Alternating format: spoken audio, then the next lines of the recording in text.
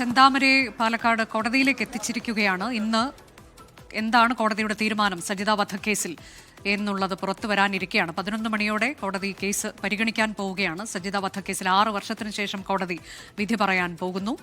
ചെന്താമരയെ കോടതിയിൽ എത്തിച്ചിരിക്കുകയാണ്. തത്സമയ ദൃശ്യങ്ങളാണ് പ്രേക്ഷകർ കാണുന്നത്. ഇതിനു മുൻപ് മാധ്യമങ്ങളോട് ചെന്താമര പ്രതികരിക്കുമ്പോൾ അപ്പോഴും വെല്ലുവിളിയുടെയും ഭീഷണിയുടെയും സ്വരം ചെന്താമര ഉയർത്തുന്നത് നമ്മൾ കണ്ടതാണ്.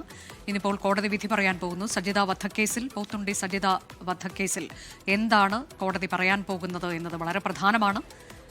6 വർഷത്തിന് ശേഷമാണ് കോടതി ഈ കേസിൽ വിധി പറയാൻ പോകുന്നത്.